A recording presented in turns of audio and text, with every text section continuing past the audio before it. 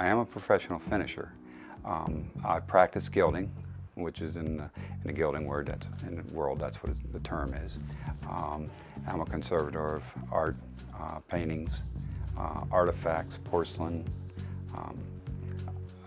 different pieces like that.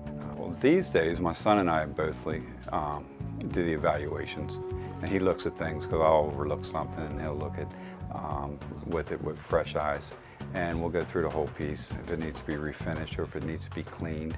If it has been refinished before, then we can go and do the refinishing, or we decide if it's going to be something that we want to save the original finish and keep it if it's worth it. A lot of pieces aren't really worth keeping the original finish. You get to your period finishes that are prior 1830. If they have the original finish and the piece, is worthy of keeping it, the value-wise, yes, we'll go through the whole thing and do it.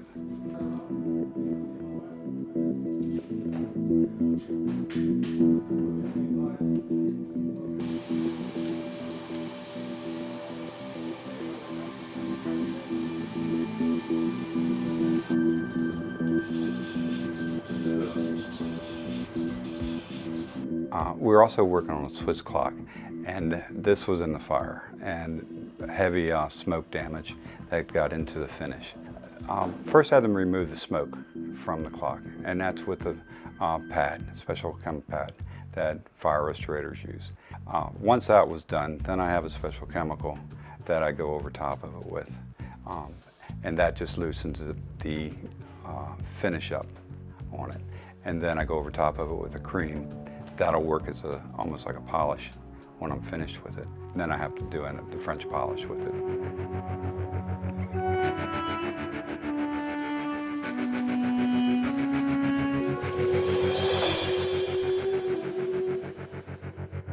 French polish is sort of a shellac, thin, and you put it on a bob with a little bit of drop of oil, and you're buffing it out. Very thin coats, layer after layer.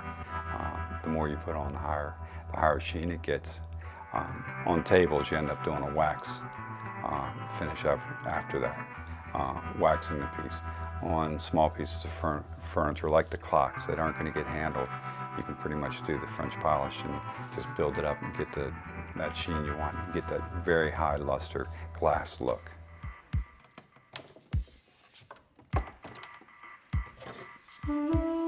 Secretary, I was going through it and looking underneath of the drawers and on top of the drawers and just checking to see if there was anything that was glued or taped onto it or tacked onto it, and also looking for maker's marks things.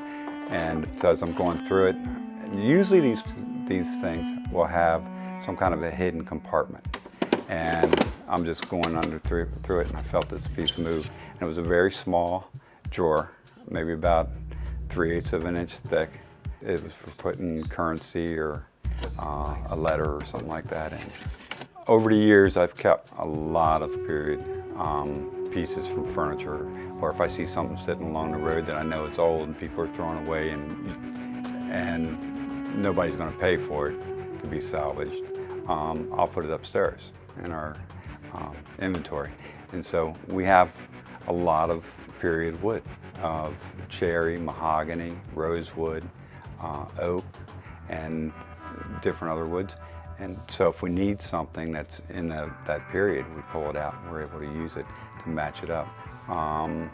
Cuban mahogany, which you can't get anymore, basically, is what he's working on as this old chair.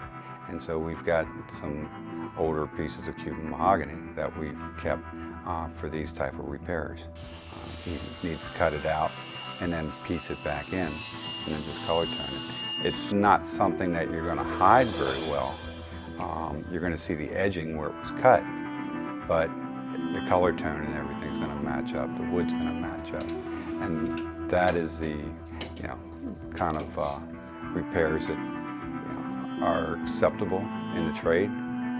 Some people want me to go ahead and hide those cracks, and I have to get my little pin brushes out and start brushing in a little color tone here and there. But they end up paying for that. So if they want to do that, it's fine. I'll spend that extra time to do it. I don't have a problem with the patience of doing those little things that make things just perfect. Gilding, you have to know everything You have to know the structure of the wood. You have to be able to sand it, repair it, prime it properly, put the gold on properly. The sizing has to be the right consistency, thickness, tack before you put the gold on. Gilding is I believe, the highest level of finishing there is.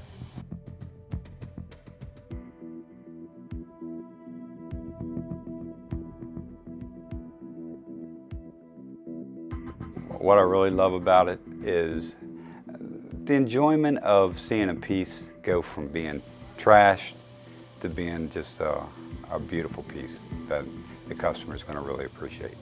And when they come in to pick it up, it's weird because I feel the same.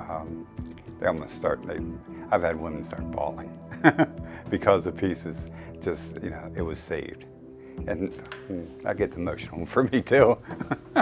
So what can I say?